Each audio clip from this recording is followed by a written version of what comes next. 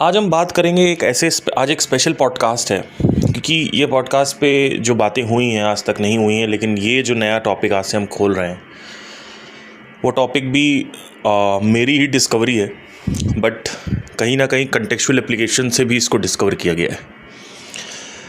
There is something called as the one thing versus the many things. Now what happens is there is something called as assumptuous thinking versus real thinking. So what is this concept altogether? तो basically इसकी कहानी तब चालू होती है जब मैंने एक बुक पढ़ी, द वन थिंग, और इस बुक में मैंने एक ऐसी चीज़ सीखी जो मेरे परखच्चे हिला के चली गई।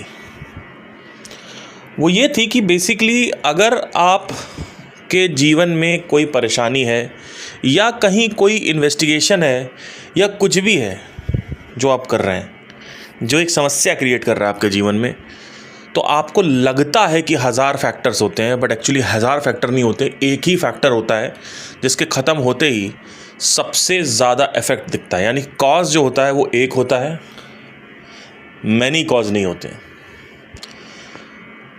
हम सोचते हैं कि हमारे जीवन में पैसे की समस्या है तो हम घर वाले नहीं मान रहे, पेरेंट्स माइंडसेट, एक्शन नहीं ले रहे, नॉलेज नहीं है, पैसा नहीं है, टाइम नहीं है, आलस है, बहुत सारी चीज़ें अलग अलग होती हैं लोगों के लिए। जब भी आप किसी से पूछोगे आप सक्सेसफुल क्यों नहीं हो, तो कुछ 1000 चीज़ें वो निकाल के रख देगा कि मैं इस वजह से सक्सेसफुल नहीं हूँ। जबकि उन 1000 चीज़ों में से सिर्फ एक चीज़ ऐसी होती है जो आपकी सक्सेस को रोक रही होती है। अगर आप उस पर काम करें तो बाकी 1000 जो है, बाकी के 999 फैक्टर्स फीके साबित हो जाएंगे, इनफेक्टिव साबित हो जाएंगे।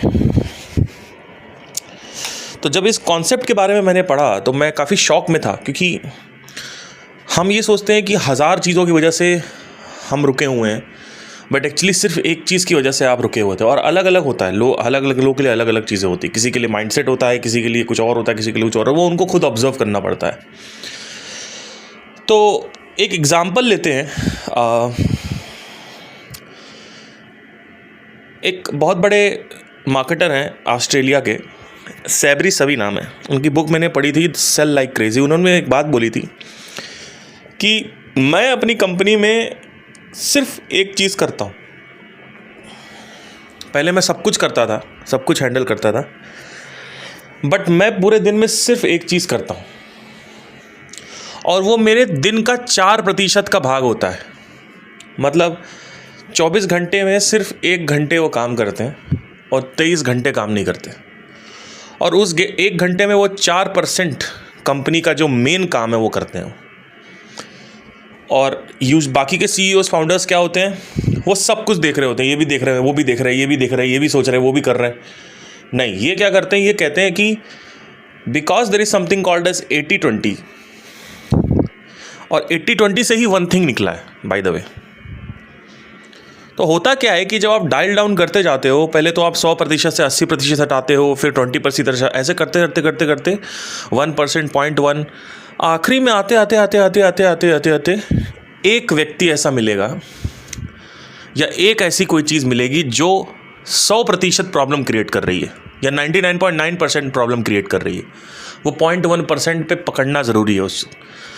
तो सैबरी सभी ये कहते हैं कि मैं 4% ही काम करता हूँ, 4% ही मैं इफेक्टिव हूँ अपनी कंपनी में। और वो ऐसा काम करते हैं, वो 1 घंटे का काम होता है। वो सिर्फ और सिर्फ एक चीज़ देखते हैं मार्केटिंग में, एक चीज़ जो कि है कस्टमर एक्विजिशन। और उसमें भी एक और चीज़ दिखे, उसमें भी एक और जूम इन करते जाओ तो एक चीज़ आखिरी में मिलेगी, राइट।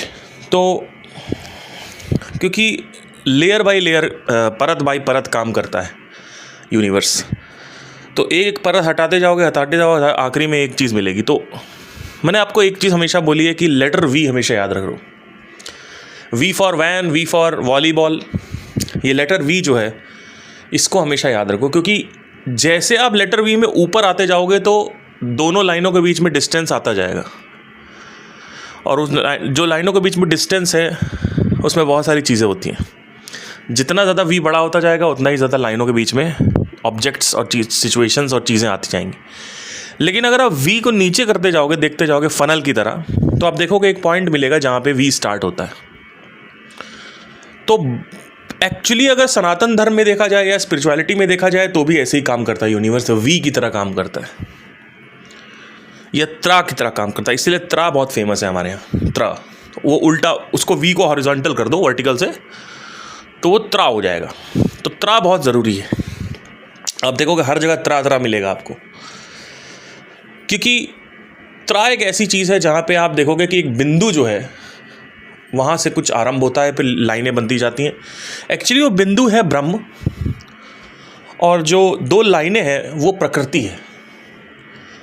प्रकृति की दो लाइनें जो हैं वो उसको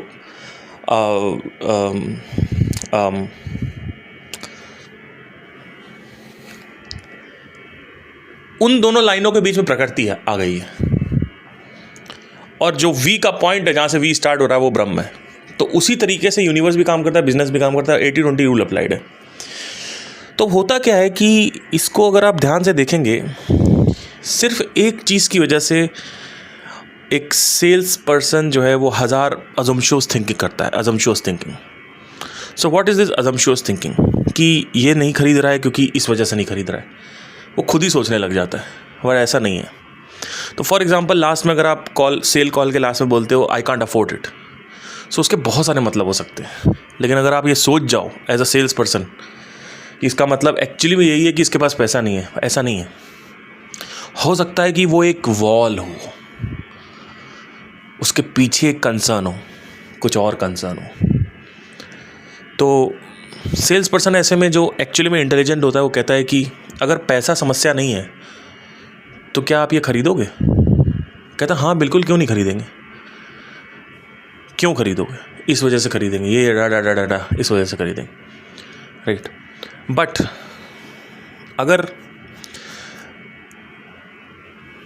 क्यों नहीं खरीद रहे हो? लाइक फॉर एग्जांपल उसका पता लगाना है क्यों नहीं खरीद, तो बोलता है एक्चुअली में पैसे का प्रॉब्लम नहीं है, मुझे लग रहा है कि ये बहुत एक्सपेंसिव है। तो प्रॉब्लम कंसर्न जो था वो एक्सपेंसिव का था कि इट्स टू एक्सपेंसिव कंसर्न। लेकिन वो वॉल क्या दे रहा है कि मेरे पास पैसे नहीं है।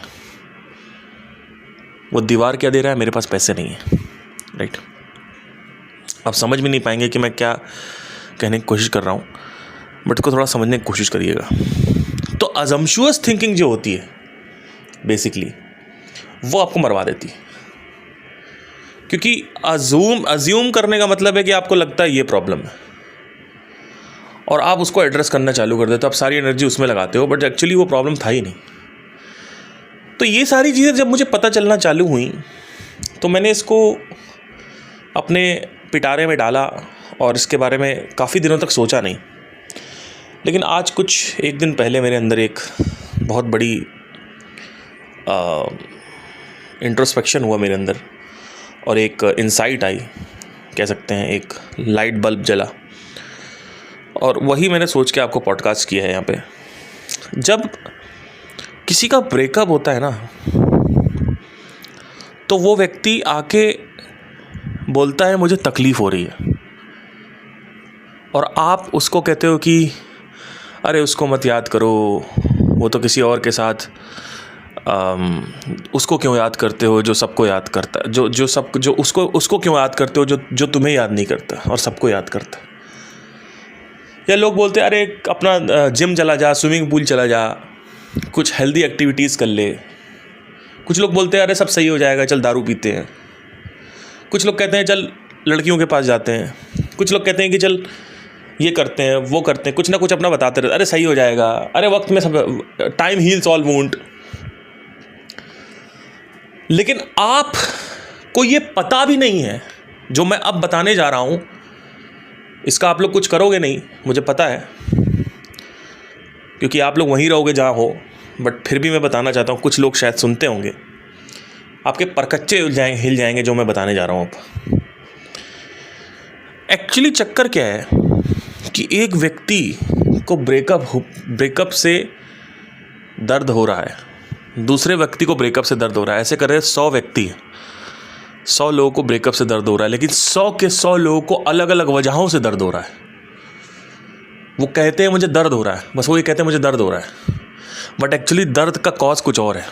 और हम अज्यूम करते हैं कि इसको भाई उसकी याद आ रही है। ये कोई कॉज नहीं है, ये एक इफेक्ट है।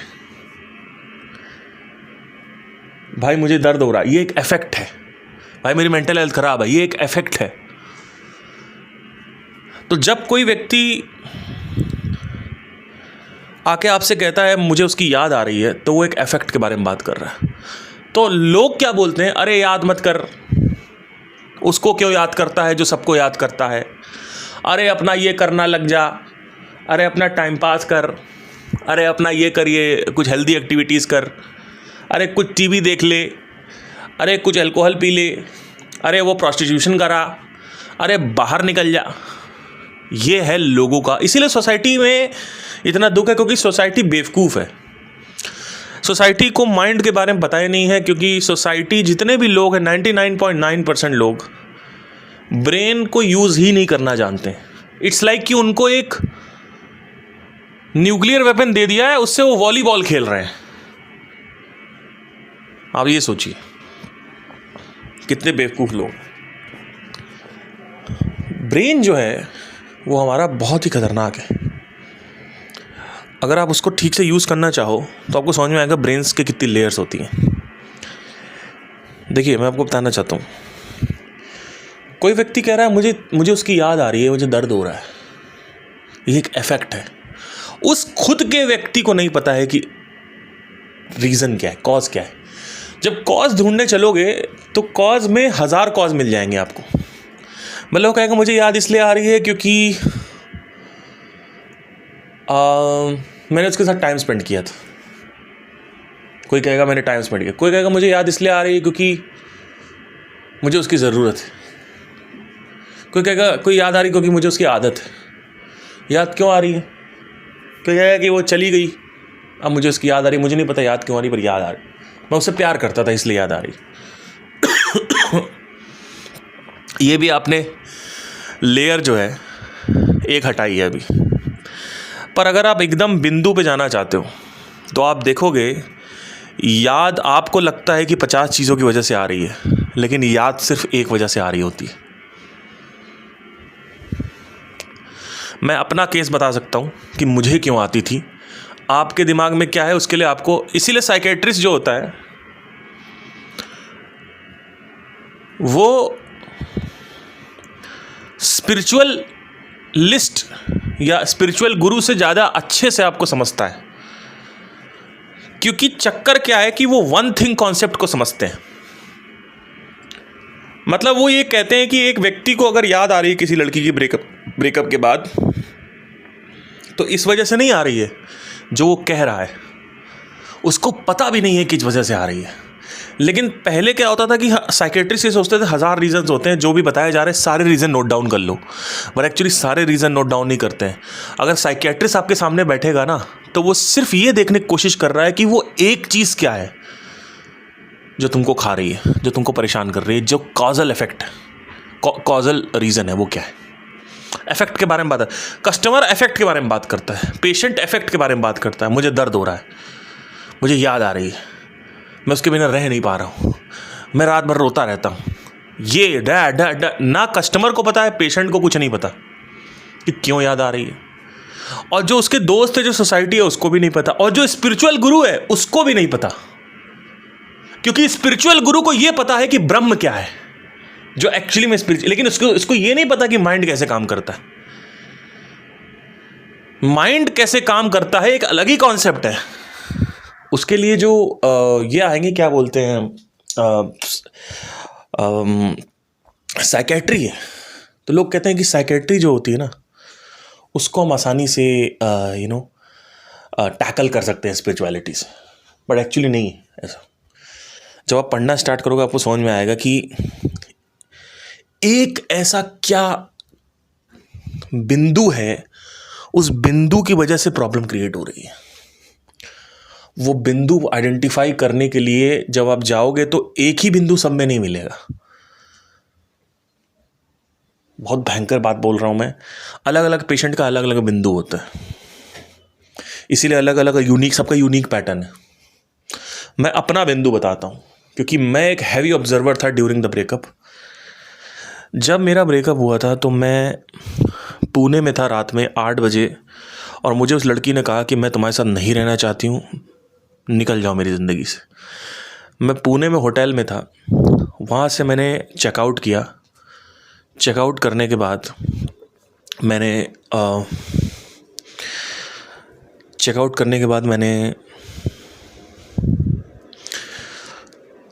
मैं एयरपोर्ट गया। एयरपोर्ट में मैंने अपना एवरनोट का वो निकाला एप्लीकेशन, और उसमें हेडिंग डाली कि इससे मैंने क्या सीखा। मेरे हाथ पैर काँप रहे थे, मेरा बीपी लो था। 15 से 20 दिन तक, अगले दिन मेरा एरेक्टाइल डिसफंक्शन रहा था। 7 दिन तक मेरे को हाई फीवर रहा था, और उन 7 दिनों में मैंने 6.5 किलो लूज़ कर दिए थे। उसके अगले दिन मैं करीबन 15 सिगरेट एक दिन में पीता था, और रोज़ यूट्यूब पे लाइव जाके उससे भीख मांगता था। उस वक्त मेरे 1 लाख सब्सक्राइबर्स थे कि वापस आ जाओ। मेरे सब्सक्राइबर्स को पता चल गया था, वो भी कहते थे भाभी जी वापस आ जाओ, पार्थ सर का ऐसा देखा नहीं जा रहा है। ये होते जब 1-2 महीने बीत गए तो मेरे अंदर रोज़, मैं सो तो पा नहीं रहा था, तो मैं बस यही देख रहा था कि मुझे क्यों इसकी याद आ रही है, मुझे जानना है, मुझे ऑब्जर्व। मेरे पास कुछ नहीं, मुझे उसका ऐसा नहीं था कि मुझे कुछ जानना नहीं था, क्यों नहीं था मेरे पास। अभी मैंने बोला क्यों चाहिए था, एक्चुअली क्यों नहीं था, क्योंकि क्यों करने के लिए माइंड एबल नहीं है। रीजनिंग के लिए थिंकिंग चाहिए, थिंकिंग लगी हुई है कहीं और, थिंकिंग जो है वो ज़ीरो हो चुकी है। वहाँ पे सिर्फ एक चीज़ एक्टिवेट कर सकते हो, वो है ऑब्जर्वेशन। ऑब्जर्वेशन बहुत आसान होता है करना, आपको देखना है, कुछ नहीं करना। ऑब्जर्वेशन मतलब आप एक जगह बैठे हुए हो, आलसियों की तरह देख रहे हो, तो उसमें एफर्ट नहीं होता, ब्रेन का प्रोसेसिंग नहीं होती कोई उसमें। जब आप ऑब्जर्व करते हो प्योरली फुल तरीके से, तो न्यूरल ट्रांसमीटर्स जो है वो कुछ चलते इधर उधर नहीं होते। आपको ये समझ में आना चाहिए, इसलिए हैवी मेडिटेशन स्टेट में ब्रेन बंद हो जाता है, ब्रेन डेड हो जाता है, ऐसा लगता है। तो अब सवाल ये उठता है, प्रश्न ये उठता है कि ऐसा क्या था जो मुझे सता रहा था। जब मैंने 6-7 महीने हो गए मेरे को बार बार ऑब्जर्व करते, तो मुझे एक चीज़ समझ में आई कि शुरू के 3 महीने में मेरे अंदर जो ट्रिगर्स हो रहे थे वो इस वजह से हो रहे थे, जब भी वो चीज़, वो थॉट आता था, उसी से ट्रिगर हो रहा था। तो थॉट ये था कि वो एक तो था कि उस मतलब बहुत सारे थॉट्स थे, लेकिन मैंने इसको जब डायल डाउन किया, सबसे ज़्यादा क्या जो अफेक्ट कर रहा था मुझे, वैसे 10-15 प्रकार के 10 या 12 थॉट्स थे जो परेशान कर रहे थे, लेकिन उसमें एक थॉट सबसे ज़्यादा परेशान कर रहा था। और वो थॉट मैंने डायल डाउन करके देखा कि वही सबसे ज़्यादा इफेक्ट दे रहा है। और वो थॉट ये था कि वो भी किसी और के साथ वैसे ही सेक्स कर रही होगी जैसे वो मेरे साथ बिस्तर पे करती है।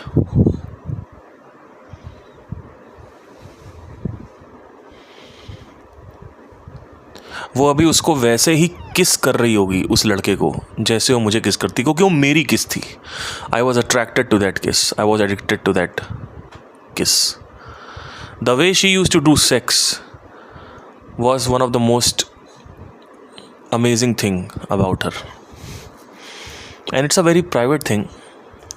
I shouldn't tell you this, but this is how it goes inside your brain once you are into the... Now some people might not relate with this because they never had sex with their girlfriend, right? So your reason can be something else. But my reason was कि जब भी मैं ये सोचता था कि वो अभी क्या कर रही होगी, और वो अभी उसके साथ सिर्फ ऐसा नहीं था सेक्स के बारे में सोचता था कि सेक्स ऐसे कर रही होगी, क्योंकि फिर तो ऐसा हो जाएगा कि मुझे सेक्स का एडिक्शन था, ऐसा नहीं है। It was triggering out a lot of effect because of that, because the moment you think that they are holding hands together, going on the bike, car में ट्रैवल कर रहे होंगे, having sex, so that was the main thing that was affecting me. So now for you, आप लोग के लिए हो सकता है जब आपका ब्रेकअप हो तो आप लोग के लिए ये कोई इफेक्ट ना हो, क्योंकि आपके लिए वो मैटर नहीं करता। कई लड़कियों के लिए नहीं होता ये कि उसका पीनिस बड़ा लंबा था, अरे हो सकता है उसको फ़र्क ही ना पड़ रहा हो, राइट? या फिर उसको, लड़कियों को ये नहीं होता कि अरे उसके हाथ बहुत स्ट्रॉन्ग थे, ये सब हो सकता है लड़कियों को ना लगे, या लगे भी, हो सकता है किसी लड़की को लगे भी, मैं ये नहीं कह रहा हूँ। मैं बस ये बताना चाहता हूँ कि आपका ट्रिगर पॉइंट कुछ और है, और आपको लगता है कि 1000 ट्रिगर पॉइंट है। बोले 1000 ट्रिगर पॉइंट नहीं होते हैं, अगर आप उसको डायल डाउन करोगे तो एक ट्रिगर पॉइंट होता है, 4 में भी, 3 में भी, 2 में भी 1। वैसे तो 1000 में 10 होंगे जो कर रहे होंगे, लेकिन 10 में से भी एक ऐसा होगा, सिर्फ एक ही ऐसा होगा जो आपका 90% ट्रिगर कर रहा होगा। तो जब मैंने हैवीली उसको ऑब्जर्व किया तो मैंने समझा कि एक ट्रिगर पॉइंट तो ये था, लेकिन और इसको ऑब्जर्व करता गया तो समझ में आया कि ये ट्रिगर पॉइंट नहीं था उतना इफेक्टिव।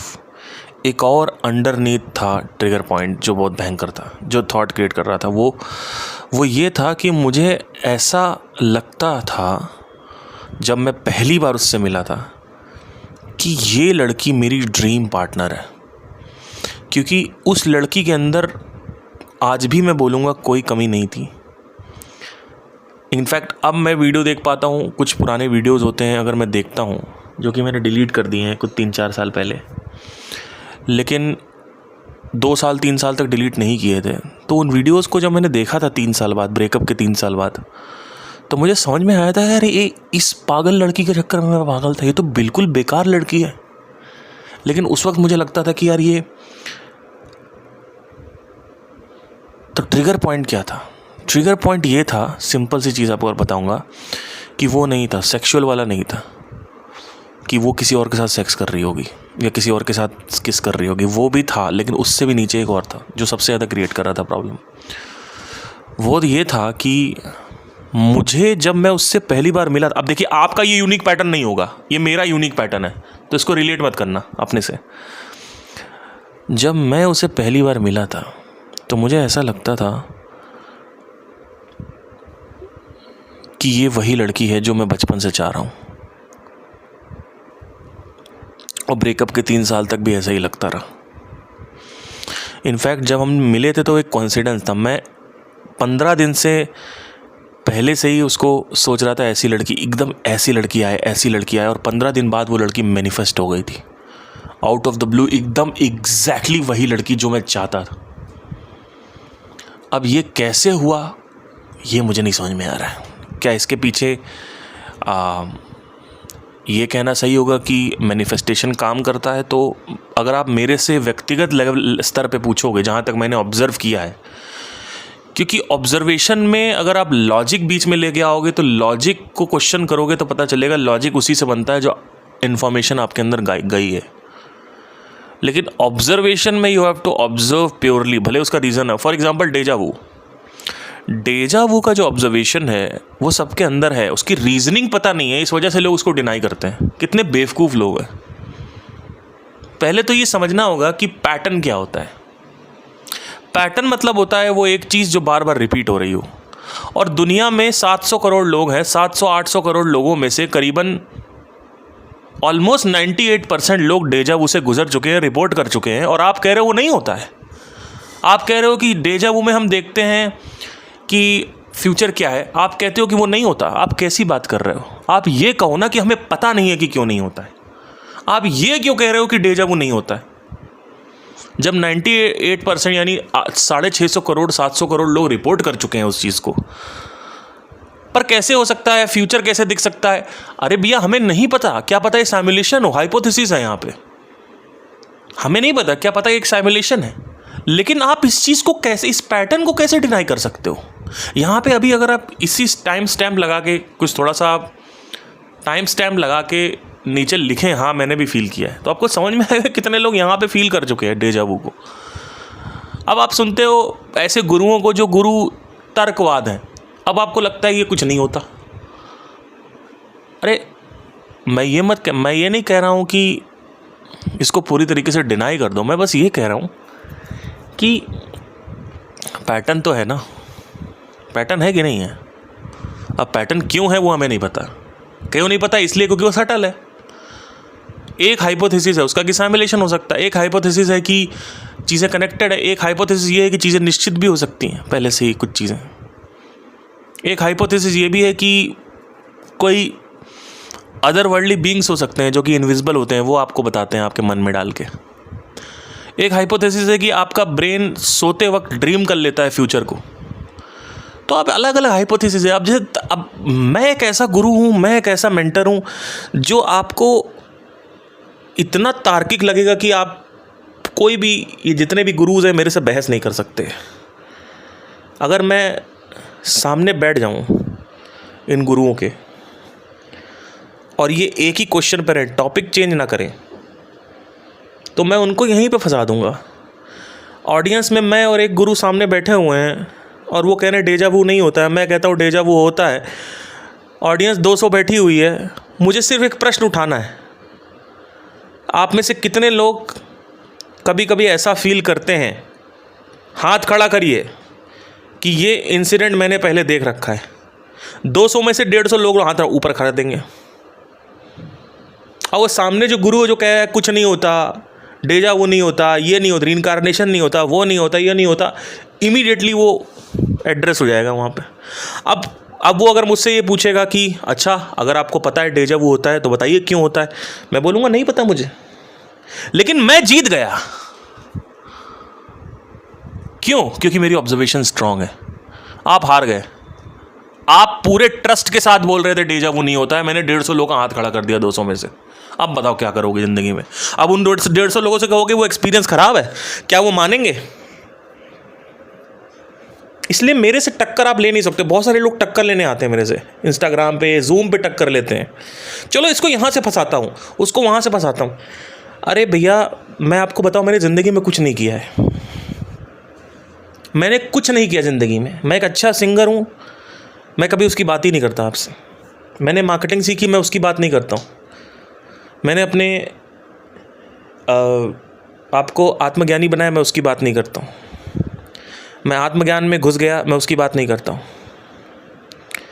लेकिन अगर आप ये कहोगे कि मेरे पूरे जीवन को, जितना मेरा जीवन है 32 साल का जीवन है, उसमें से मैंने क्या अचीव किया है, तो मैं कभी भी इन सब चीज़ों का नाम नहीं लूँगा। मैं कहूँगा मैं एक ऑब्जर्वर हूँ। जो चीज़ मैंने अचीव करी है वो है ऑब्जर्वेशन, और तुम्हारा बाप वो अचीव नहीं कर सकता मेरे बराबर। और जो व्यक्ति ऑब्जर्वर है वो व्यक्ति दुनिया का राजा है। यही ऑब्जर्वेशन अगर मैं मटेरियल में डाल दूं तो मुझे टाइम नहीं लगेगा एक बिलियनियर बनने में, लेकिन मुझे करना नहीं है। क्यों नहीं करना? उसके अपने मेरे पर्सनल रीज़न है।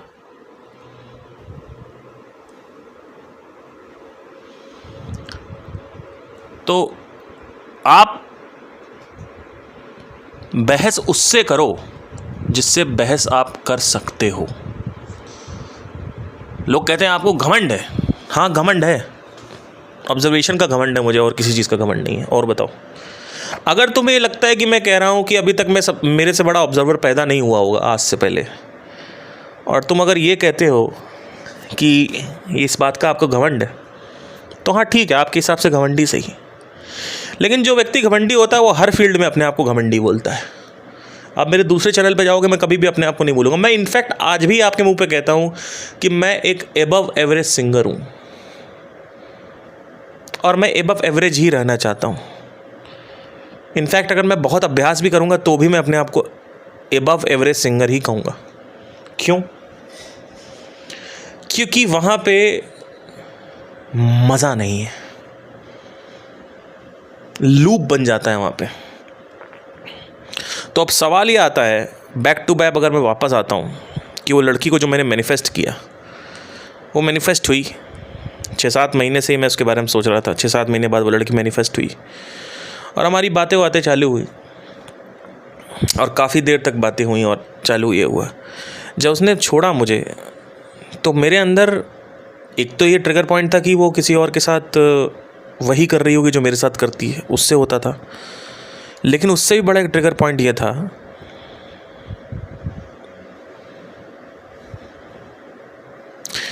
कि वो व्यक्ति, वो लड़की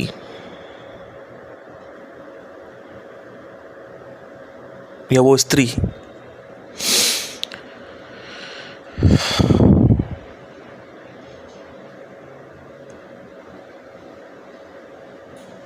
ड्रीम गर्ल थी।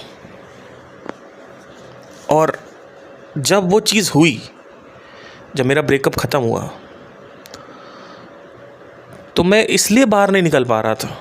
जब रिलेशनशिप ब्रेकअप हुआ, मैं इसलिए नहीं बाहर निकल पा रहा था क्योंकि मैं वो पकड़ के बैठे हुए था, वही थॉट कि वो स्पेशल है, या फिर वो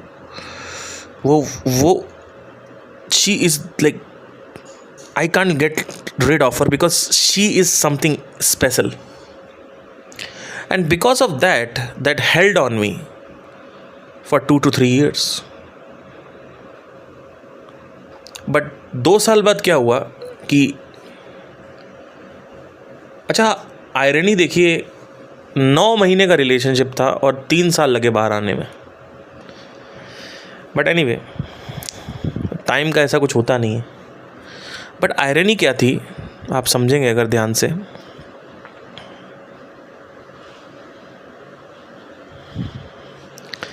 कि जब मैंने इस थॉट को पकड़ के, कि जो थॉट है जो सबसे ज़्यादा ट्रिगर कर रहा है मेरे अंदर, इसका एक काउंटर थॉट क्रिएट किया। वो काउंटर थॉट ये था कि तुझे पार्थ लगता है कि ये ड्रीम गर्ल है, और तुझे अपने अणुओं में, कोशिकाओं के अंदर ये बिलीफ है कि ये ड्रीम गर्ल है और ये स्पेशल है, इस जैसी मुझे नहीं मिलेगी, या जो भी एक कहते हैं ना कि एक पकड़ कर ये ट्रिगर कर रहा है कि मैं उसको कैसे छोड़ सकूं। कहीं ना कहीं वो एक ट्रिगर कर रहा था कि मैं इसको नहीं छोड़ सकता, क्योंकि ये नहीं होगी तो क्या होगा। बहुत सारे अलग अलग उसके इफ़ेक्ट्स आ रहे थे उस थॉट की वजह से।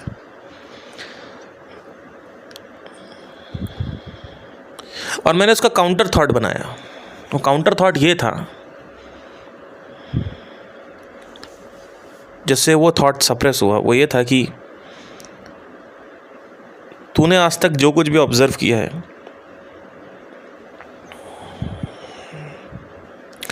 क्या तुझे सच में लगता है उस हिसाब से कि ये लड़की बहुत स्पेशल है?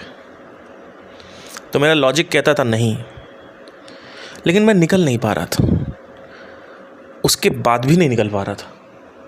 लेकिन फाइनली एक दिन ऐसा हुआ कि मैंने अपने से कहा कि हाँ ठीक है, स्पेशल थी, हाँ ठीक है, बढ़िया है, सब कुछ था, और वो किसी और के साथ चली गई है, उससे भी ट्रिगर हो रहा है, इससे भी ट्रिगर हो रहा है, लेकिन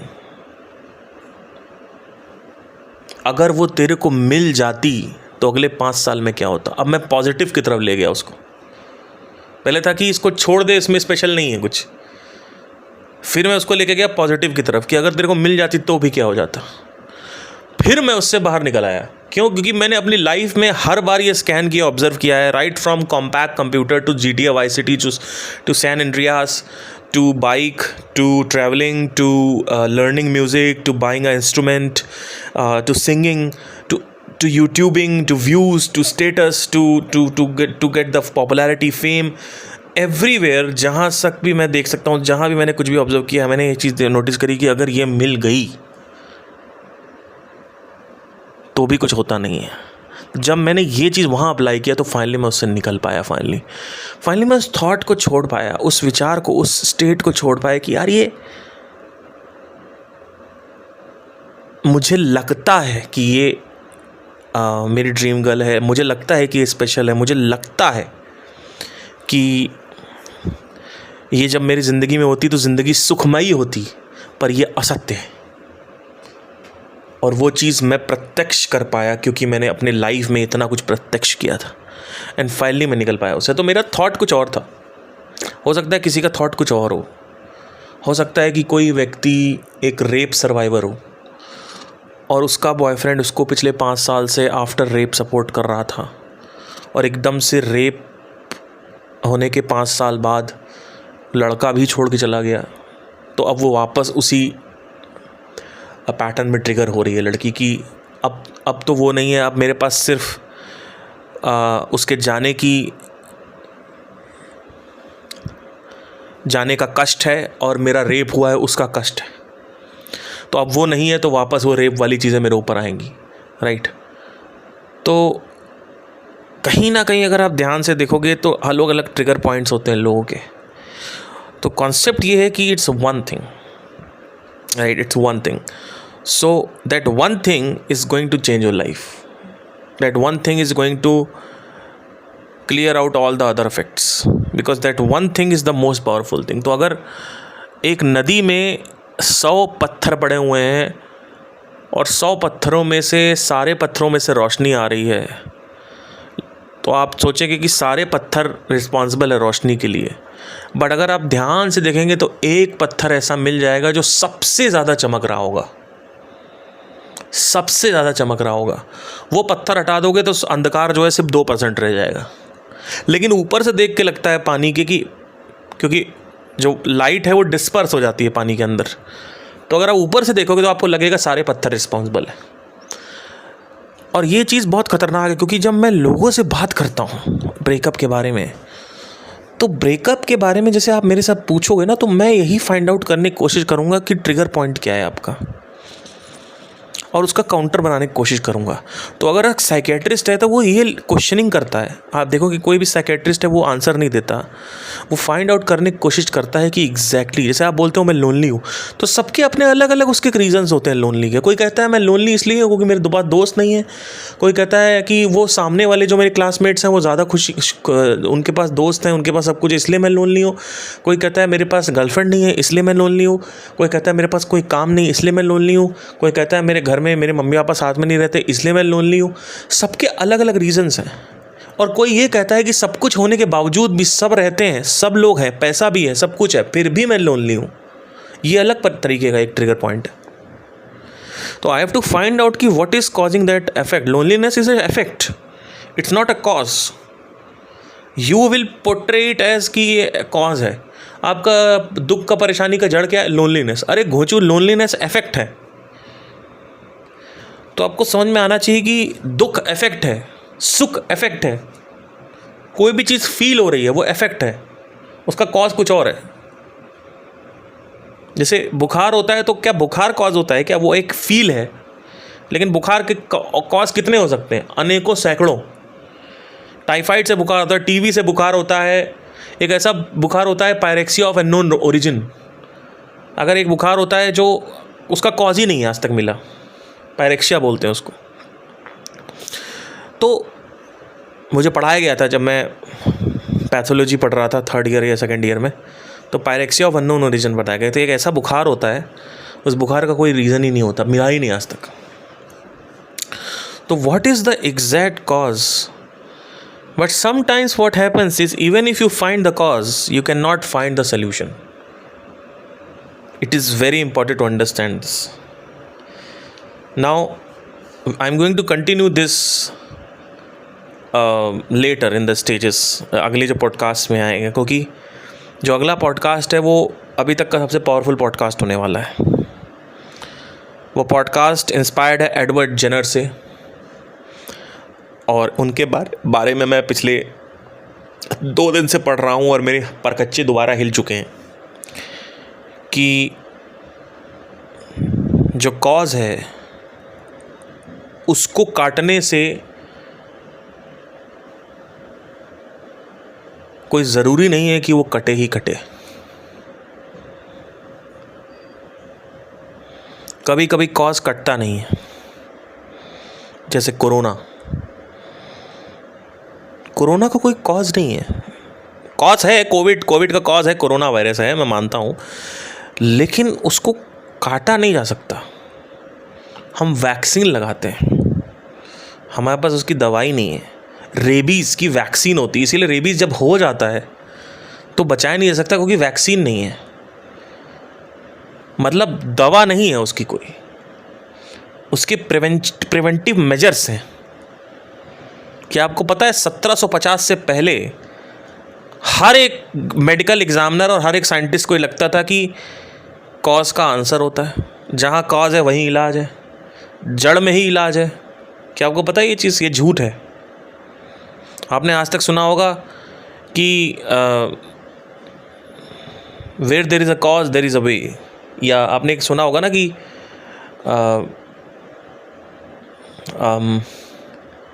if the cause is found the treatment is automatically found. ये असत्य है। ये ज़रूरी नहीं है हर समय सही हो। मैं आपको एक चीज़ बताना चाहता हूँ कि there is something called a static problem and dynamic problem.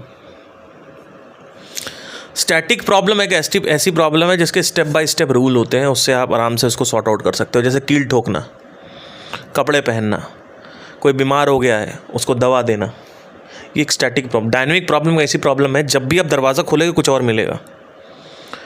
आपने दरवाज़ा खोला, कोई और खड़ा है, फिर कोई बंद किया, फिर खोला, फिर कोई और खड़ा है, फिर बंद किया, फिर आपको समझ ही नहीं आएगा साला कॉज क्या है। डायनेमिक प्रॉब्लम एक ऐसी प्रॉब्लम है।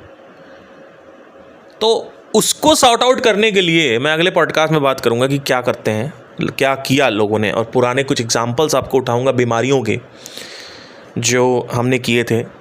बट ये पॉडकास्ट आपको कैसा लगा वो बताइए। दूसरी चीज़ ये है कि अष्टावक्र गीता सेशंस जो है वो लॉन्च होने वाले हैं, and I am going to start this in next week most probably.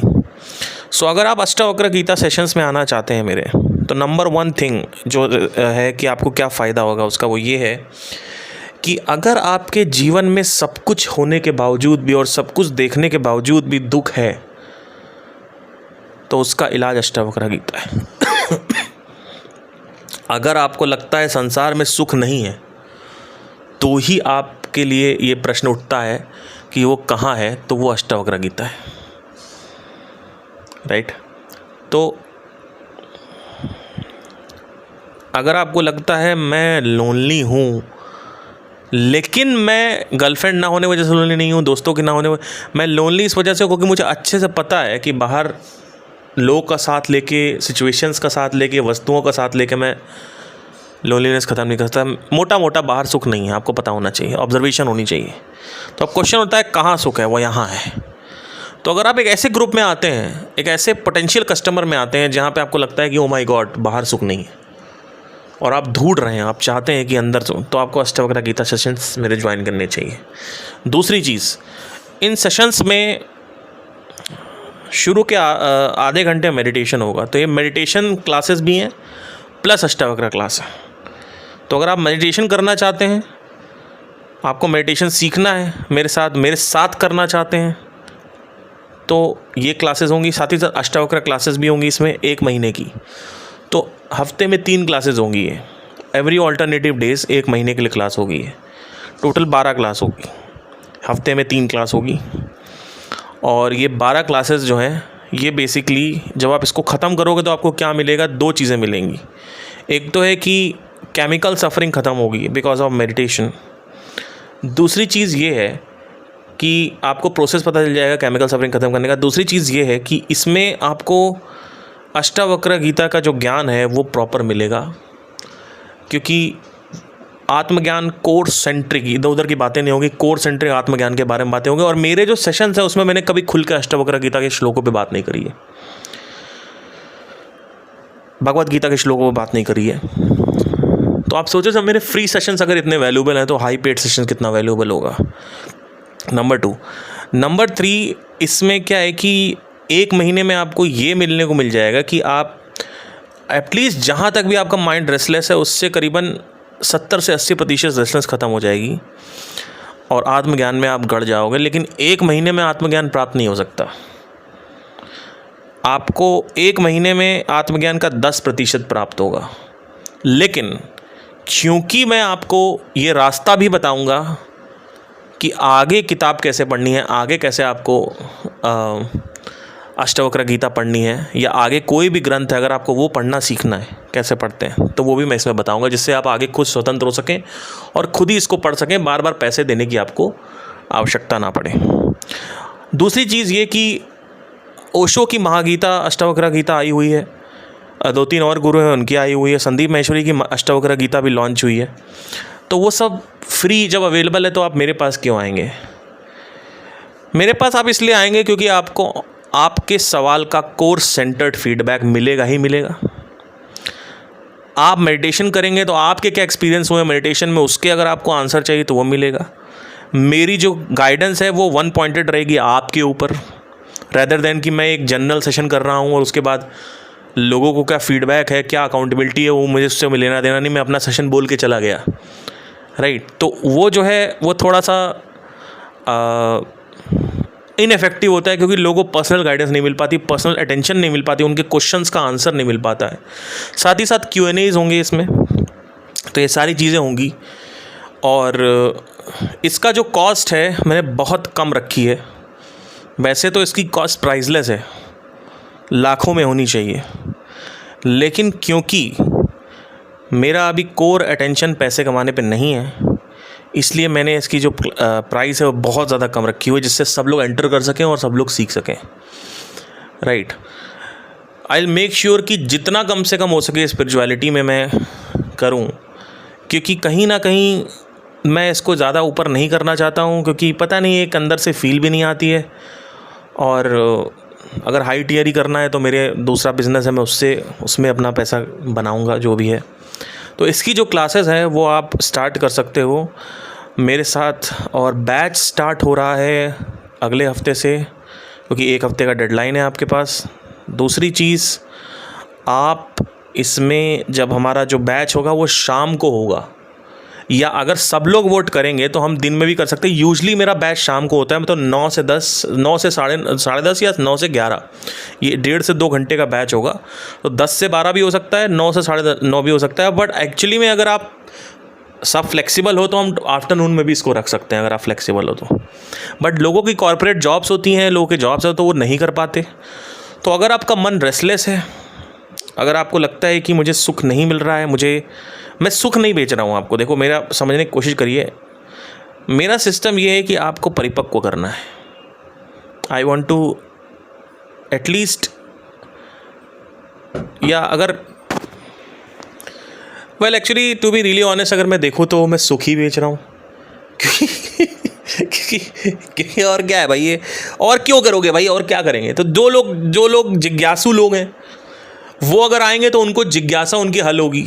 तो मैं चाहता हूँ कि आप ना आएँ, क्योंकि अल्टीमेटली आप ये सोचेंगे कि बाद में बोलेंगे कुछ हुआ नहीं, लेकिन आपका इंटेंशन ही था जानना, तो जान तो आप जाओगे तो वो तो ठीक है। लेकिन दूसरे प्रकार के लोग हैं जो पीड़ित हैं, दुखी हैं, उनका दुख नष्ट करने पे ज़्यादा फोकस है। राइट, तो अगर आप इसको दूसरे एंगल से देखोगे तो दुखों की समाप्ति का सबसे बड़ा जो योगदान है आफ्टर रियलाइजिंग कि बाहर संसार में सुख नहीं है, वो अष्टावक्र गीता है। तो एक एंगल है कि बोलेंगे सुखी कर देंगे, एक एंगल है कि दुखों का समझ के अंत कर देंगे, तो वो भी एक एंगल है बोलने का। But right, so the price, only thing that is left is price, that is around 2,999 यानी 3,000 rupees, which is very cheap for 1 month straight away class. And around 1.5 से 2 घंटे की क्लास होगी है, तो जिसमें से आपको मेडिटेशन करना सीखना होगा, और साथ ही साथ हम ये भी करेंगे, क्या बोलते हैं, अष्टावक्र गीता ज्ञान करेंगे, और अष्टावक्र संवाद भी करेंगे साथ में, और Q&As भी होंगे इसमें। तो आपका कोई भी क्वेश्चन होगा तो वो एड्रेस किया जाएगा, उसको अटेंशन दी जाएगी। ये मेरे जो सामान्य फ्री सेशंस होते हैं लाइव, उससे बिल्कुल अलग होगा। उसमें मतलब एक रैंडम बातें होती हैं, जनरल बातें होती हैं, ये कॉन्सेंट्रेटेड नॉलेज होगी। So you have to come into this, and if you want you can join. Just click on the WhatsApp button below, and आप मेरे मेन जो एकेडमी है उस पर चले जाओगे। मेन एकेडमी का नंबर है, उसमें विवेक जो है, ही इज़ हैंडलिंग एवरीथिंग। तो मेरा जो दूसरा जो बिज़नेस है हाई नोट्स एकेडमी, वो हैंडल करता है। तो आपके पास एक नोटिफिकेशन आएगा कि thank you for contacting high notes academy, something like that, वो अवॉइड कर देना। Just ask that I want to join spiritual sessions. Okay, you can write that, and then the payment link will be given to you, and even any questions also are there, you can ask to Vivek directly. Right, don't ask spiritual questions to Vivek, he doesn't understand anything. Okay, he's one of my brother and he's going to not understand anything, right? So don't ask anything there. So if you want to join, if you want to take care of this problem, we are going to solve this for you. Thank you so much, take care, the number is given below. Next podcast बहुत खतरनाक है।